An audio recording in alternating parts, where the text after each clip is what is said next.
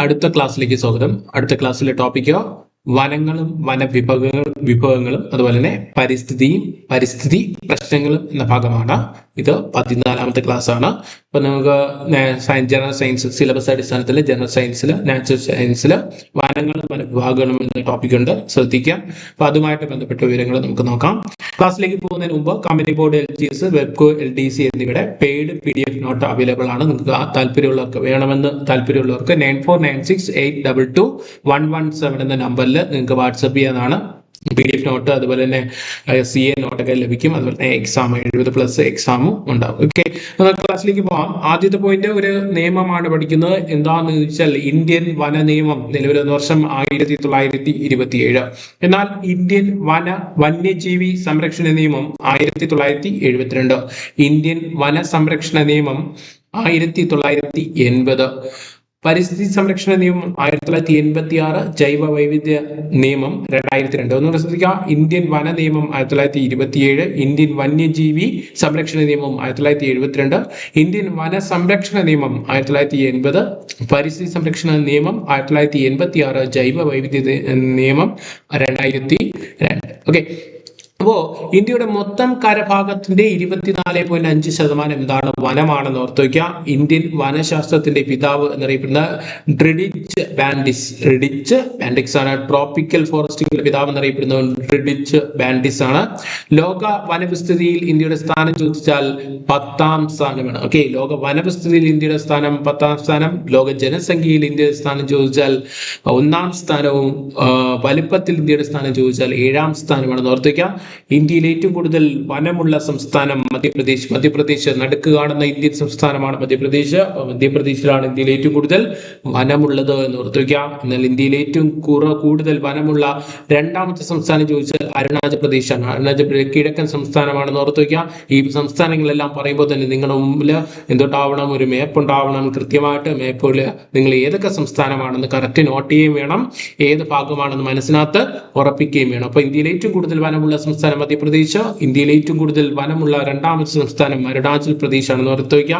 ഇന്ത്യയിൽ ഏറ്റവും കുറവ് വനമുള്ള സംസ്ഥാനം ഹരിയാനയാണെന്ന് ഓർത്തു വയ്ക്കുക. ശതമാനാടിസ്ഥാനത്തിൽ ഏറ്റവും കൂടുതൽ വനമുള്ള ഇന്ത്യൻ സംസ്ഥാനം ചോദിച്ചാൽ മിസോറാം 85.41% ഓർത്തു വയ്ക്കുക. അടുത്ത പോയിന്റ്, ഏറ്റവും കൂടുതൽ വനമുള്ള കേന്ദ്രഭരണ പ്രദേശം ചോദിച്ചാൽ ജമ്മു കാശ്മീർ, വടക്കുള്ള കേന്ദ്രഭരണ പ്രദേശമായ ജമ്മു കാശ്മീരാണ് ഏറ്റവും കൂടുതൽ വനമുള്ള കേന്ദ്രഭരണ പ്രദേശം എന്നറിയപ്പെടുന്നത്. എന്നാൽ ഏറ്റവും കുറവ് വനമുള്ള കേന്ദ്രഭരണ പ്രദേശം ചോദിച്ചാൽ ചണ്ഡീഗഡ് ആണ്. ഓക്കെ, ഇതാണ് ചണ്ഡീഗഡ്.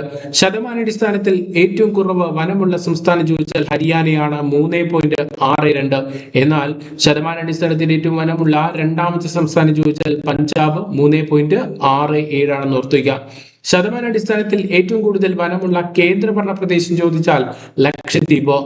കണ്ടൽക്കാടുകൾ ഏറ്റവും കൂടുതലുള്ള ഇന്ത്യൻ സംസ്ഥാനം ചോദിച്ചാൽ പശ്ചിമ ബംഗാളും. കണ്ടൽക്കാടുകൾ ഏറ്റവും കൂടുതലുള്ള കേരളത്തിലെ ജില്ല ചോദിച്ചാൽ കണ്ണൂരാണെന്ന് ഓർത്തിരിക്കുക. ഏറ്റവും കൂടുതൽ കടൽ തീരമുള്ള ജില്ല കണ്ണൂരാണ്. ഏറ്റവും കൂടുതൽ കണ്ടൽ വനമുള്ള ജില്ല കണ്ണൂരാണ്. ബംഗാളിലെ ഏറ്റവും വലിയ കണ്ടൽ വനം ഏതാണ്? സുന്ദർബൻസ്. ഇന്ത്യയിൽ ഫോറസ്റ്റ് റിപ്പോർട്ട് തയ്യാറാക്കുന്നത് ഫോറസ്റ്റ് സർവേ ഓഫ് ഇന്ത്യ ആണ്, അഥവാ FSI. ഓർത്തുവയ്ക്കുക, FSI. ഓക്കെ, അടുത്ത വന്യജീവി സംരക്ഷണത്തിനുള്ള ഇന്ത്യയിൽ നടപ്പിലാക്കിയ പ്രോജക്റ്റുകളാണ്. ഏറ്റവും പ്രധാനപ്പെട്ട ഭാഗമാണ്. വർഷവും ചോദിച്ചിട്ടുണ്ട്. ഇനി ചോദിക്കാൻ സാധ്യതയുള്ള എങ്ങനെയാണെന്ന് വെച്ചാൽ ഈ വർഷങ്ങളും അല്ലെങ്കിൽ അതിന്റെ പ്രോജക്റ്റ് തന്നിട്ട് മാച്ച് ദ ഫോളോയിങ് ആയിരിക്കും ചോദിക്കാൻ സാധ്യതയുള്ളത്. ശ്രദ്ധിക്കുക, പ്രോജക്റ്റ് ടൈഗർ നിലവിൽ വന്ന വർഷം 1973 ഏപ്രിൽ 1. ക്രോക്കഡൈൽ ബ്രീഡിംഗ് പ്രോജക്റ്റ് നിലവിൽ വന്ന വർഷം 1975. പ്രോജക്റ്റ് എലിഫന്റ് നിലവിൽ വന്ന വർഷം 1992. സ്നോ ലെപ്പേർഡ് പ്രോജക്റ്റ് നിലവിൽ വന്ന വർഷം 2009.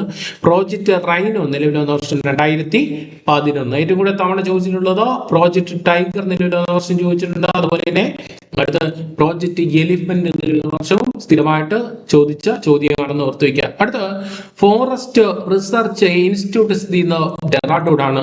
ഫോറസ്റ്റ് സർവേ ഓഫ് ഇന്ത്യയുടെ ആസ്ഥാനം ഡെറാഡൂണാണ്. ഇന്ദിരാഗാന്ധി നാഷണൽ ഫോറസ്റ്റ് അക്കാദമി സ്ഥിതി ചെയ്യുന്ന ഡെറാഡൂണാണ്. Wild life institute of India സ്ഥിതി ചെയ്യുന്ന ഡെറാഡൂണാണ്. വൈൽഡ് ലൈഫ് കൺട്രോൾ ബ്യൂറോ സ്ഥിതി ചെയ്യുന്നത് ന്യൂഡൽഹിയാണ്. Indian institute of forest management സ്ഥിതി ചെയ്യുന്ന ഭോപ്പാൽ. ഒന്നുകൂടെ പറയാം, ഫോറസ്റ്റ് റിസർച്ച് ഇൻസ്റ്റിറ്റ്യൂട്ട് സ്ഥിതി ചെയ്യുന്ന Dehradun, forest survey of India സ്ഥിതി ചെയ്യുന്ന Dehradun, Indira Gandhi national forest academy സ്ഥിതി ചെയ്യുന്ന Dehradun, wild life institute of India സ്ഥിതി ചെയ്യുന്ന Dehradun, wild life control bureau സ്ഥിതി ചെയ്യുന്ന New Delhi, Indian institute of forest management Bhopal Madhya Pradesh എന്ന് ഓർത്തിക്കാം. അടുത്ത പരിസ്ഥിതിയുടെ പിതാവ് എന്നറിയപ്പെടുന്ന ആരെന്ന് വെച്ചാൽ അലക്സാണ്ടർ വോൺ ഹംബോൾട്ട്. ഓക്കെ, ഇതാണ് അലക്സാണ്ടർ വോൺ ഹംബോൾട്ട്, പരിസ്ഥിതിയുടെ പിതാവ്. എന്നാൽ ആധുനിക പരിസ്ഥിതിയുടെ പിതാവ് ആരെന്ന് വെച്ചാൽ യൂജിൻ പി ഓഡം. ഓക്കെ, അടുത്ത FSI ഫോറസ്റ്റ് റിപ്പോർട്ട് ആദ്യമായി തയ്യാറാക്കി തുടങ്ങിയ വർഷം 1987. ഇന്ത്യൻ ഫോറസ്റ്റ് സർവീസ് നിലവിൽ വന്ന വർഷം 1966. ഇന്ത്യ ഒരു ദേശീയ വനനയം മുന്നോട്ട് വെച്ച വർഷം 1952. ദേശീയ വനനയം നവീകരിച്ചത് 1988.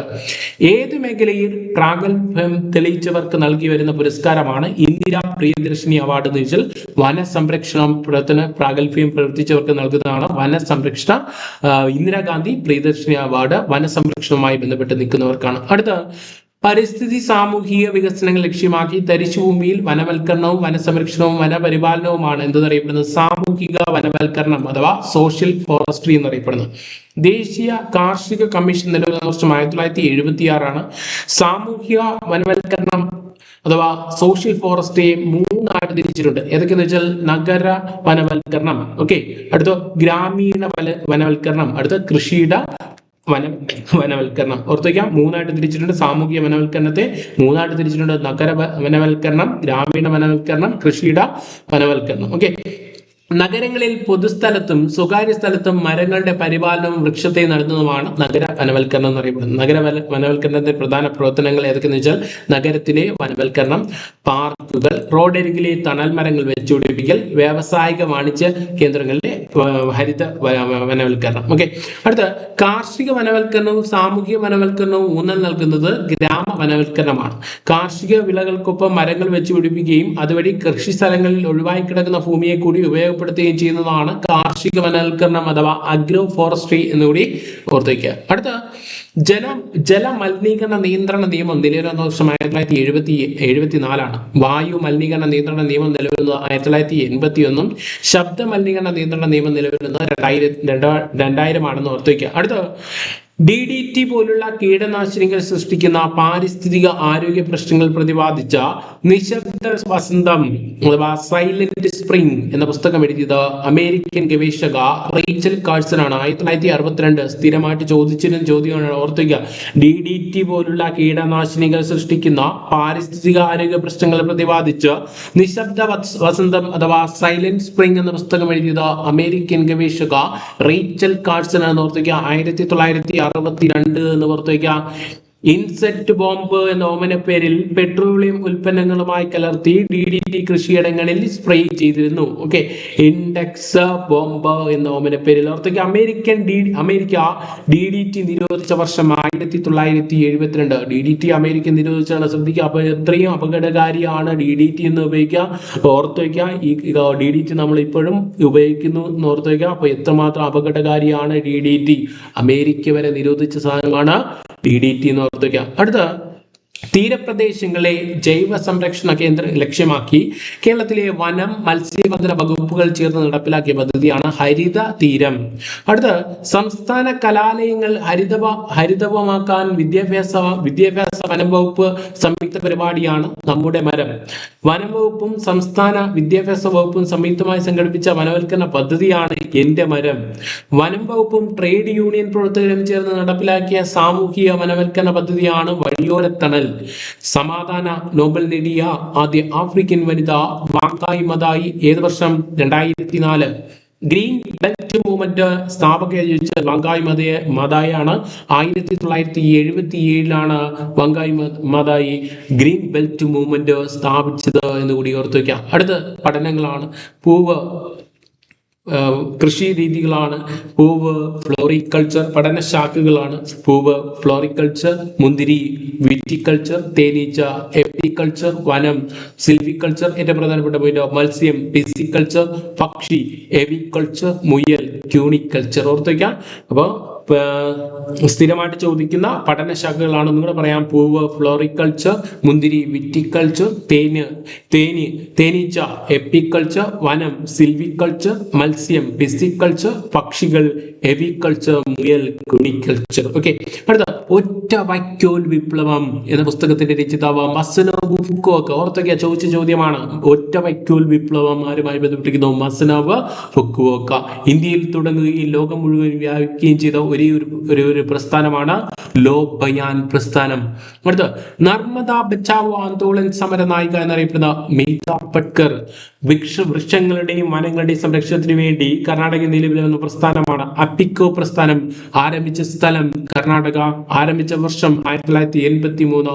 നേതൃത്വം നൽകിയത് പാണ്ഡുരംഗ ഹെഡ്സെ. ഒന്നുകൂടെ ശ്രദ്ധിക്കുക. അപ്പിക്കോ പ്രസ്ഥാനം ആരംഭിച്ചത് കർണാടക. ആരംഭിച്ച വർഷം 1983. നേതൃത്വം നൽകിയത് പാണ്ഡുരംഗ ഹെഡ്സെ എന്നോർത്ത് സ്ഥിരമായിട്ട് ചോദിക്കുന്ന ചോദ്യമാണ്. അതുകൊണ്ട് കൃത്യമായിട്ട് പഠിച്ചു വെക്കുക. അടുത്ത വൃക്ഷങ്ങളെയും വനങ്ങളെയും സംരക്ഷിക്കുന്നതിന് വേണ്ടി ഉത്തരാഖണ്ഡിൽ നിലവിൽ വന്ന പ്രസ്ഥാനമാണ് ചിപ്കോ പ്രസ്ഥാനം. ആരംഭിച്ച സ്ഥലം ഉത്തരാഖണ്ഡ്, ചമോലി എന്ന സ്ഥലത്ത്. ജലത്തിൽ വളരുന്ന സസ്യങ്ങളെ ഹൈഡ്രോഫൈറ്റുകൾ എന്നും, ജലത്തിൽ വളരുന്ന സസ്യങ്ങളെ ഹൈഡ്രോഫൈറ്റ് എന്നും, ഉപ്പുവെള്ളത്തിൽ വളരുന്ന ഹാലോഫൈറ്റുകൾ എന്നും, മണലാരണ്യത്തിൽ വളരുന്ന സസ്യങ്ങളെ സീറോഫൈറ്റുകൾ എന്നും, മഴക്കാലത്ത് തഴച്ചു വളരുകയും വേനൽക്കാലത്ത് ഇലപിടുകയും ചെയ്യുന്ന സസ്യങ്ങളെ ട്രോപ്പോഫൈറ്റുകൾ എന്നും, സസ്യലോകത്തെ ഉഭയജീവികൾ എന്നറിയപ്പെടുന്ന സസ്യവിഭാഗത്തെ ട്രയോഫൈറ്റുകൾ എന്നും, വിത്തില്ലാത്ത സസ്യങ്ങളെ ക്രിപ്റ്റോ ഗെയിമുകൾ എന്നും വിളിക്കുന്നു. കൃത്യമായിട്ട് ഓർത്തു വയ്ക്കുക. ചോദിക്കുന്ന ചോദ്യമാണ്. കൃത്യമായിട്ട് ഓർത്തു വയ്ക്കുക. ഒന്നുകൂടെ പറയാം. ജലത്തിൽ വളരുന്ന സസ്യങ്ങളെ ഹൈഡ്രോഫൈറ്റുകൾ എന്നും, ഉപ്പുവെള്ളത്തിൽ വളരുന്ന സസ്യങ്ങളെ ഹാലോഫൈറ്റുകൾ എന്നും, മണലാരണ്യത്തിൽ വളരുന്ന സസ്യങ്ങളെ സീറോഫൈറ്റുകൾ എന്നും, മഴക്കാലത്ത് തഴച്ചു വളരുന്ന വേനൽക്കാലത്ത് ഇലപൊഴിയുകയും ചെയ്യുന്ന സസ്യങ്ങളെ ട്രോപ്പോഫൈറ്റുകൾ എന്നും, സസ്യലോകത്തെ ഉഭയജീവികൾ എന്നറിയപ്പെടുന്ന സസ്യവിഭാഗം ട്രയോഫൈറ്റുകൾ എന്നും, വിത്തില്ലാത്ത സസ്യങ്ങളെ ക്രിപ്റ്റോ ഗെയിമുകൾ എന്നും അറിയപ്പെടുന്നു. തണലിൽ വളരുന്ന സസ്യങ്ങളാണ് സിയോഫൈറ്റുകൾ. മറ്റൊരു സസ്യത്തിൽ വളരുന്ന സസ്യത്തെ എപ്പിഫൈറ്റുകൾ എന്ന് പറയുന്നു. മൃതശരീരങ്ങളെ ആഹാരമാക്കുന്ന സസ്യങ്ങൾക്ക് പറയുന്ന പേരാണ് സാപ്രോഫൈറ്റുകൾ. അടുത്ത പ്രധാനപ്പെട്ട ഒരു പോയിന്റ് ആണ്. ഈ സമയത്ത് ഏറ്റവും കൂടുതൽ ചർച്ച ചെയ്യുന്ന വിഷയങ്ങളാണ്. അതുകൊണ്ട് ഇതിൽ നിന്നൊരു ചോദ്യം ഉറപ്പായിട്ടും ഉണ്ടാകും. ഗോബർ ഗ്യാസിന്റെ അഥവാ ബയോഗ്യാസിന്റെ പ്രധാന ഘടകം മീഥേനാണ്. മാർഷ് ഗ്യാസ് അഥവാ ചതുപ്പ് വാതകം എന്നറിയപ്പെടുന്ന മീഥേനാണ്. പ്ലാസ്റ്റിക്കുകൾ കത്തിക്കുമ്പോൾ ഉണ്ടാകുന്ന വിഷവാതകമാണ് ഡയോക്സിൻ. ചാണകത്തിൽ നിന്ന് ലഭിക്കുന്ന വാതകമാണ് മീഥെയിൻ. സിഗരറ്റ് ലാമ്പുകളിൽ ലഭിക്കുന്ന വാതകമാണ് ബ്യൂട്ടെയിൻ. പാചകവാതകത്തിലെ പ്രധാന ഘടകം പ്രൊപ്പേനും ബ്യൂട്ടേനുമാണ്. ഓർത്തുക, പാചകവാതകത്തിലെ പ്രധാന ഘടകം. ഈ ചോദ്യം ചോദിക്കും. പാചകവാതകത്തിലെ പ്രധാന ഘടകം പ്രൊപ്പേനും ബ്യൂട്ടേനും. അടുത്ത വീണ്ടും സാധ്യതയുള്ള ചോദ്യം. ഗ്യാസ് സിലിണ്ടറുകളിൽ പാചകവാതക ചോർച്ച അറിയാനായി ഉപയോഗിക്കുന്ന വാതകം ഈഥൈൽ മെർകാപ്റ്റം. ഇതെന്തുകൊണ്ടാണ് ഇങ്ങനെ ഈ ചോദിക്കും എന്ന് പറയാൻ കാരണം, ഈ ഗ്യാസിന്റെ അപര്യാപ്തത കുറവ് ഉണ്ടായിട്ടുണ്ട് അമേരിക്ക, ഇസ്രായേൽ, ഇറാൻ യുദ്ധത്തെ തുടർന്ന്. അപ്പൊ അതുകൊണ്ട് ഹോർമുസ് കടല്, അത് കറണ്ട് അഫയേഴ്സുമായി ബന്ധപ്പെട്ട ഹോർമുസ് കടലും അതുമായി ബന്ധപ്പെട്ട വിവരങ്ങൾ കൃത്യമായിട്ട് പഠിച്ചു വയ്ക്കുക. അതിൽ നിന്നൊരു ചോദ്യം വരും. അപ്പൊ അത് നമ്മൾ ജസ്റ്റ് പറഞ്ഞു വന്നപ്പോൾ അതും കൂടെ പറഞ്ഞതേ ഉള്ളൂ, ഒന്ന് ഓർത്ത് വയ്ക്കുക. അടുത്ത രണ്ടാം ഭൗമ ഉച്ചകോടി നടന്നത് 2002 പരിസ്ഥിതി സംരക്ഷണം, ഹരിതഗ്രഹവാതക ബഹിർഗമനം കുറയ്ക്കുന്നതിനായി മുന്നിൽ കണ്ടു തുടങ്ങിയ ഭൗമ ഉച്ചകോടിയാണ് റിയോ ഡി ജനീറോ 1992. അജണ്ട 21 ബന്ധപ്പെട്ടിരിക്കുന്നത് റിയോ ഡി ജനീറോ ഭൗമ ഉച്ചകോടിയുമായി ബന്ധപ്പെട്ടാണ്. ആഗോള താപനത്തിന്റെ പ്രത്യാഘാതങ്ങളെ കുറിച്ച് അവബോധമുണ്ടാക്കാൻ 2009 എവറസ്റ്റിൽ മന്ത്രിസഭ കൂടിയ രാജ്യം ചോദിച്ചാൽ നേപ്പാളാണ്. ഇന്ത്യയുടെ അതിർത്തി രാജ്യമാണ് നേപ്പാളിന്റെ തലസ്ഥാനവും അതേപോലെ തന്നെ നേപ്പാളിന്റെ പ്രധാനമന്ത്രിയെ കൃത്യമായിട്ട് പഠിച്ചു വയ്ക്കാം. അടുത്ത ഐക്യരാഷ്ട്ര സംഘടനയുടെ ആദ്യ ഭൗമ ഉച്ചകോടി നടന്നത് 1992 ഓർത്ത് വയ്ക്കുക. രണ്ടാം ഭൗമ ഉച്ചകോടി നടന്നത് 2002 എന്ന് കൂടി ഓർത്ത് വയ്ക്കുക. ആദ്യ ഭൗമ ഉച്ചകോടി നടന്ന സ്ഥലം റിയോ ഡി ജനീറോ, ബ്രസീലാണെന്ന് ഓർത്ത് വയ്ക്കുക. മനുഷ്യന്റെ അമിതമായ വിഭവ ചൂഷണം മൂലം വംശനാശ ഭീഷണി സംഭവിച്ച ജീവിയാണ് ഡോഡോ പക്ഷികൾ ഉണ്ടായിരുന്ന ദ്വീപാണ് മൗറീഷ്യസ് ദ്വീപ്. ഇന്ത്യൻ മഹാസമുദ്രത്തിലാണ് മൗറീഷ്യൻ ദ്വീപ് എന്ന് ഓർത്ത് വയ്ക്കാം. ലോക പരിസ്ഥിതി ദിനം ജൂൺ 5. എല്ലാ കൊച്ചുകുട്ടികൾക്കും അറിയാവുന്ന കാര്യം. ലോക പരിസ്ഥിതി ദിനം ജൂൺ 5. ലോക ഭൗമ ദിനം ഏപ്രിൽ 22. ഹരിതഗ്രഹവാതകങ്ങൾ നിയന്ത്രിക്കുന്നതിനുള്ള ആഗോള ശ്രമങ്ങളിൽ ഏറ്റവും പ്രധാനപ്പെട്ടതാണ് ക്യോട്ടോ പ്രോട്ടോകോൾ. 1997 ക്യോട്ടോ ഉച്ചകോടി നടന്നത് ജപ്പാനിലാണെന്ന് ഓർത്തു വയ്ക്കുക. ക്യോട്ടോ പ്രോട്ടോകോൾ നിലവിൽ വന്ന വർഷം 2005 കൂടി അവസരത്തിൽ ഓർത്തു വയ്ക്കുക. അടുത്ത wild life institute of India ആരംഭിച്ച വർഷം 1982, സുവോളജിക്കൽ സർവേ ഓഫ് ഇന്ത്യ ആരംഭിച്ച വർഷം 1916, ബൊട്ടാണിക്കൽ സർവേ ഓഫ് ഇന്ത്യ ആരംഭിച്ച വർഷം 1890. ഓസോൺ പാളിയുടെ നാശത്തിന് കാരണമാകുന്ന വസ്തുക്കളുടെ അളവ് കുറയ്ക്കുന്നതിനായി നിലവിൽ വന്ന പ്രോട്ടോകോൾ ആണ് മോൺട്രിയൽ പ്രോട്ടോകോൾ. മോൺട്രിയൽ പ്രോട്ടോകോൾ അംഗീകരിച്ചത് സെപ്റ്റംബർ 16, 1987. എല്ലാ അംഗങ്ങളും അംഗീകരിച്ച ഒരേ ഒരു UN ഉടമ്പടി ഏതെന്ന് വെച്ചാൽ മോൺട്രിയൽ ഉടമ്പടി. ഏറ്റവും പ്രധാനപ്പെട്ട ഒരു ഭാഗമാണ്, ശ്രദ്ധിച്ചുള്ള. എല്ലാ അംഗങ്ങളും അംഗീകരിച്ച ഒരേ ഒരു UN ഉടമ്പടിയാണ്, പരിസ്ഥിതിയുമായി ബന്ധപ്പെട്ട ഉടമ്പടിയാണ് മോൺട്രിയൽ ഉടമ്പടി. വർഷം 1987 അംഗീകരിച്ചതെന്ന് ഓർത്തു വയ്ക്കാം, സെപ്റ്റംബർ 16. അടുത്ത വൃക്ഷങ്ങളെയും വനങ്ങളെയും സംരക്ഷിക്കുന്നതിന് വേണ്ടി ഉത്തരഖണ്ഡിൽ നിലവിൽ വന്ന പ്രസ്ഥാനമാണ് ചിപ്കോ പ്രസ്ഥാനം. ഇന്ത്യൻ പരിസ്ഥിതി പ്രസ്ഥാനങ്ങളുടെ മാതാവ്, സ്ഥിരമായിട്ട് ചോദിക്കുന്ന ചോദ്യമാണ്. ചിപ്കോ പ്രസ്ഥാനം ആരംഭിച്ച വർഷം 1973. ചിപ്കോ പ്രസ്ഥാനത്തിന് നേതൃത്വം നൽകിയത് ആരെന്ന് വെച്ചാൽ സുന്ദർലാൽ ബഹുഗുണ. സ്ഥിരമായിട്ട് ചോദിക്കുന്നതാണ് സുന്ദർലാൽ ബഹുഗുണ. ചിപ്കോ എന്ന വാക്കിനർത്ഥം മരത്തെ ആലിംഗനം ചെയ്യുക, മരത്തെ ആലിംഗനം ചെയ്യുക. അടുത്ത ശ്രദ്ധിക്കുക, ഇന്ത്യയിൽ വാർഷിക വനവൽക്കരണ പദ്ധതിയാണ് വനമഹോത്സവം. വനമഹോത്സവം ആചരിക്കുന്നത് എല്ലാ വർഷവും ജൂലൈ ആദ്യ ആഴ്ചയാണ്. വനമഹോത്സവത്തിന് തുടക്കം കുറിച്ച വ്യക്തിയാണ് KM മുൻഷി 1950.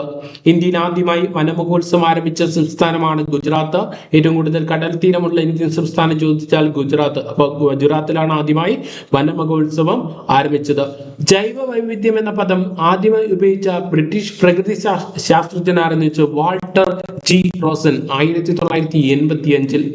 ജീവജാലങ്ങളെ അവയുടെ സ്വാഭാവിക ആവാസ വ്യവസ്ഥയിൽ തന്നെ സംരക്ഷിക്കുന്ന രീതി ഇൻസിറ്റു കൺസർവേഷൻ എന്നും, ജീവജാലങ്ങളുടെ അവരുടെ സ്വാഭാവിക ആവാസ വ്യവസ്ഥയ്ക്ക് പുറത്ത് സംരക്ഷിക്കുന്ന രീതി എക്സിറ്റു കൺസർവേഷൻ എന്ന് ഓർത്തു വയ്ക്കാം. ഇതുമായിട്ടുള്ള ഉദാഹരണങ്ങളും അതുപോലെ തന്നെ നമുക്കിനി പഠിക്കാനുള്ള ഭാഗങ്ങൾ വന്യജീവി സംഘങ്ങൾ, ദേശീയ ഉദ്യാനങ്ങൾ, അങ്ങനെ കുറച്ച് വിവരങ്ങളും കേരളത്തിലെ വനവുമായി ബന്ധപ്പെട്ട വിവരങ്ങളും ഇതിനകത്ത് പഠിക്കാനുണ്ട്. അത് നമുക്ക് വരുന്ന ഭാഗത്ത് അതിനെ ഉൾപ്പെടുത്താം. നിങ്ങളെ ക്ലാസ്സുകൾ കാണുന്നവരെ ശ്രദ്ധിക്കുക. PDF നോട്ട് അവൈലബിൾ ആണ്. നിങ്ങൾക്ക് വേണമെന്നുണ്ടെങ്കിൽ ആ നമ്പർ വാട്സപ്പിൽ കാണുന്ന നമ്പർ 9496822117 എന്ന നമ്പറിൽ വാട്സപ്പ് ചെയ്യാവുന്നതാണ്. അപ്പോൾ ഇതിന്റെ PDF നോട്ട് നമ്മുടെ ഗ്രൂപ്പിൽ അവൈലബിൾ ആണ്. അപ്പോൾ നിങ്ങൾ ജോയിൻ ചെയ്യാം. Thank you for watching. Thank you.